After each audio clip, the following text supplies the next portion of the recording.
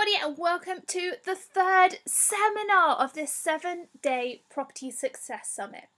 I hope that you're really enjoying it so far. Now, yesterday I asked you to go through manage your property portfolio in 15 minutes a day, and I get it, the task might not have taken you 15 minutes, but now that you've done it, do you not feel so much more organised? I'm sure you do.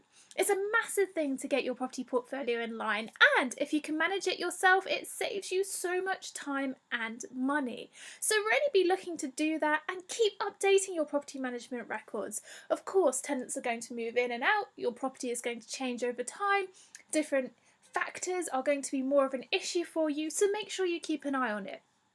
But you now need to get that streamlined so you are only managing your property portfolio in 15 minutes a day. You have to get it to there because your next task is all about expanding your property portfolio. That's the fun part. This is where we can get exciting because after all, isn't the whole reason that actually we're in this property journey is not just to make a bit of money or get a little bit of extra freedom. Actually, we want to be buying more properties so that we can get there. And that's what this seminar is going to open up. We're now going to go through researching your next property. So the aim of this seminar. The goal of this seminar is to define exactly what you are looking for so that you can start the property search. You should know by now where you would like your portfolio to go and what sort of property journey you're on. Remember, we already set that out in the goals section, so your mindset is down and you know exactly what you're aiming for. So, to break that down, you can then look at where you are today and where your goals are. So, that's what you're doing today, where your income is and how many properties you've got and what you're aiming for. Then what you can decide from that is actually what you're aiming for from this next property that you buy. You may not have to hit all of your goals with this next property. You may want to hit a little bit of your goals. You may want a net income of somewhere around £300 to £500 per calendar month, which is perfectly doable. And you can get in excess of that. That's not a problem. But this seminar is all about figuring out what is the next property you are going to buy. So at the moment, I'm sure there's too much choice from you. The market can seem incredibly overwhelming, which is why you probably don't want to move forward or you don't want to do anything about it. If this is the reason that you're staying stuck, then I've got some really simple tasks that you can undertake in the workbook so that you can really break it down, get yourself a specification of the property you're looking to buy and just go forward and buy it. Yes, the property market is constantly changing. Properties come on and off quickly, and you're probably always being bombarded with new property alerts. And yes, this huge amount of choice can stop you in your tracks. It can feel incredibly overwhelming. But let me tell you, it is simple. You can go out there and find the property that you're looking for, and it's not that difficult. At the moment, we're not going to be looking at analysing the deal. We're really not, because we're doing that in tomorrow's seminar. Oh, secret out the bag there, but that's what we're going to do tomorrow. Today is simply getting that specification down and finding what you're going to be buying next. So let's have a look at the art of decision making. A decision can only be made when you know exactly what you want. Looking aimlessly for a property can be soul destroying, so having that firm idea in place of what your target property looks like not only gives you direction, but can help you pick location, spending limit and desired rental income. It's as simple as that. And as I've said before, we're doing all of this in this seminar. So let's first look at the purchase price of a property. And it can sometimes seem very much like Monopoly. Do you like my little picture there of the old-fashioned Monopoly board? That's what it can come across like. You're aimlessly hopping around a board, just trying to buy up as much as possible. Or if, like me, also trying to barter with the person sat next to you to take their properties off of their hands too. The purchase price has to be something that is affordable for you. So you need to know exactly how much money you've got in savings so that you know how much you're going to be putting down as a deposit. It also has to be at a level whereby your mortgage payments plus other expenditure are covered by your rent. Now we're going to start looking at that in the workbook, and I've got some really cool exercises that you can go through really, really simply to figure out exactly how much rental income you need. But just bear in mind that you are going to need to be factoring in exactly what your expenditure is, and we'll look at that in further detail tomorrow in analysing your property. You should be aiming to put a minimum of 20% of the property value down as a deposit, but I strongly advise that you put somewhere nearer 25% of the property value down as a deposit. And then to work out how much the maximum is that you can spend on a property, simply times your deposit by 4, and that will give you the purchase price of what you're looking to buy. So again, the purchase price of a property isn't just random. You don't just go out there and pluck it from the air. A property falls into your inbox and you think, oh yeah, okay. You can be really strategic about it. Really think about exactly how much money you have got for purchasing the property, how much have you got as a deposit, and simply go off that. You then want to be looking at rental income. The rental income you choose to receive, I'm saying this, you choose to receive, should be enough that you are getting a good net income after all expenses. And again, I've already been through this. I do think that you should be aiming for at least £300 to £500 per calendar month net income, so income after all expenses. I don't think you should be aiming any lower than that because it really doesn't make it worth your while. You need to make sure that you're profiting, and the better a property deal you find, the less properties you have to buy to hit those goals. So it's really simple. You need to be choosing properties that give you that good income.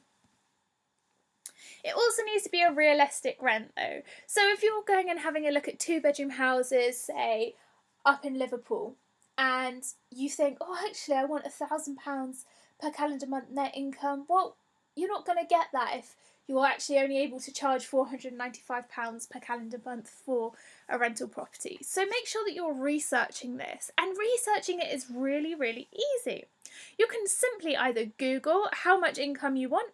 So say if you want that £1,500, that £1,000 per calendar month net income, then start looking for areas where average income is between £1,500 to £2,000 per calendar month.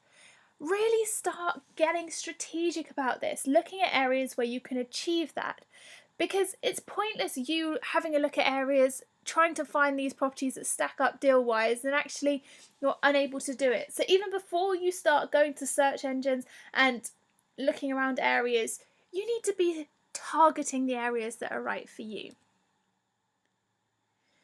But don't forget that you are also looking for a property that suits your portfolio. So this should be the key focus. So you've got quite a lot to think about here, but it's not unrealistic. You need to be thinking about, are you looking for a property in the right area where that area can actually provide you with the rent you want? And you need to be making sure that the area that you're looking in can provide you that income that you want so that it aligns with your goals. It's as simple as, so be really tactical with this. Number of bedrooms. This is a question I get asked so much. And actually, it's never something that I personally look at as from the offset, because actually I don't really mind how many bedrooms. Minimum, I'd usually go for 2, but I do have a 1-bed flat on my portfolio, so I'm not restricted by that. I always look at rental income first and how much I can afford to pay for a property. But number of bedrooms. The number of bedrooms really depends on the level of rental income you're expecting to achieve. It's as simple as that. If you would like a rent in excess of £1,000 per calendar month, I would usually suggest looking for 3 or more bedrooms, whereas if you're looking for below £1,000 per calendar month, look for a property of 1 to 2 bedrooms. HMOs are perfect for the intermediate advanced investor, and if you're looking at HMOs, then you can get that higher cash flow. And HMOs, houses of multiple occupation, where you're buying property and you're splitting it down into separate bedrooms, then you can charge a rental income per bedroom. So for example, if you have 3 bedrooms, you charge £500 per calendar month each, you're getting £1,500 per calendar month. So be a bit tactical with that as well. If you are looking for that £1,000, than £3,000 per calendar month from your property, well, you're going to be needing to look more at HMOs or even serviced accommodation. This is perfect for anybody who wants to buy a quirky property or one within a tourist hotspot. Rooms don't matter so much here, rather what your property is worth per night.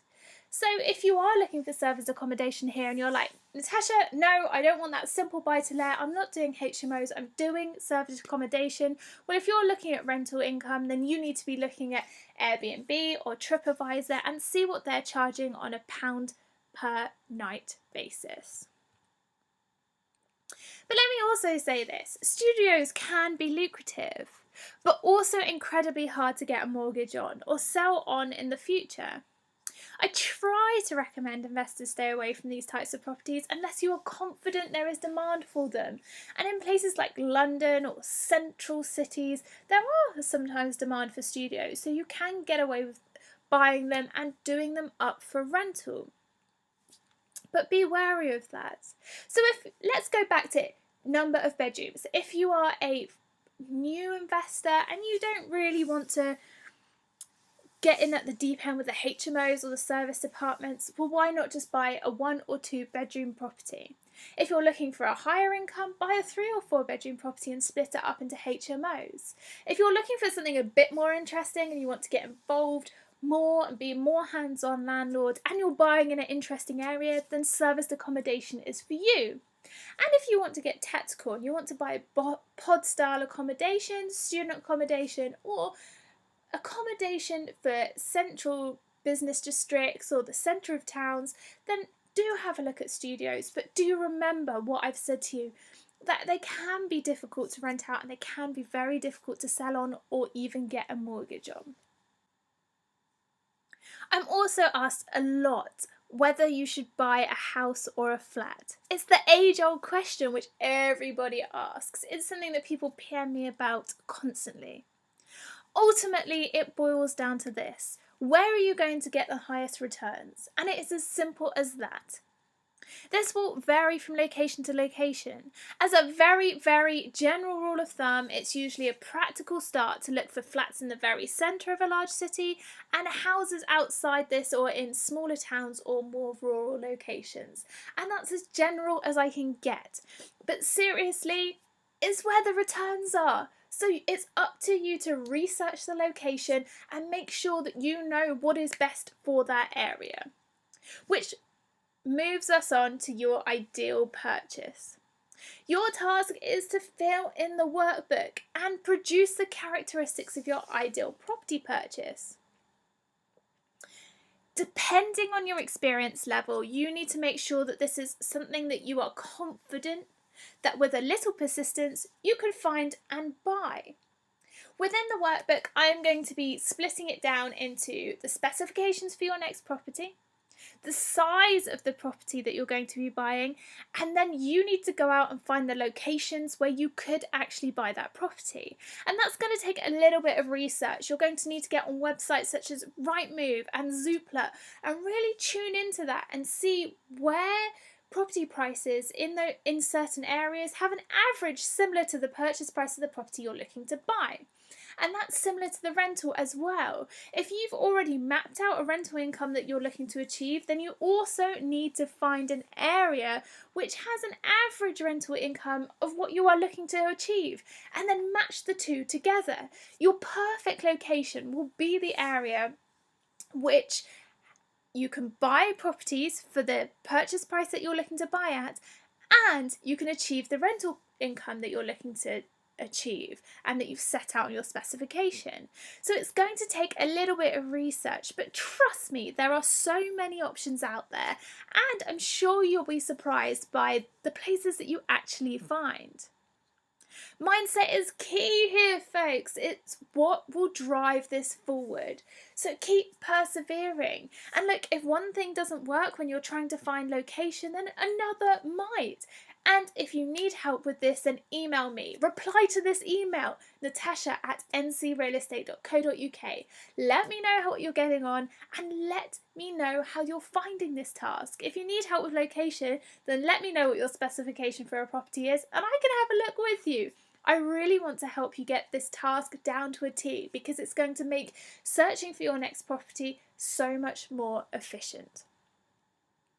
Right, so that's the end of this seminar and I hope you've enjoyed yourself. Now go, go, go, go, go and do the workbook. Go and map out that ideal next property. Start researching your next property so that tomorrow we can start analysing the deals.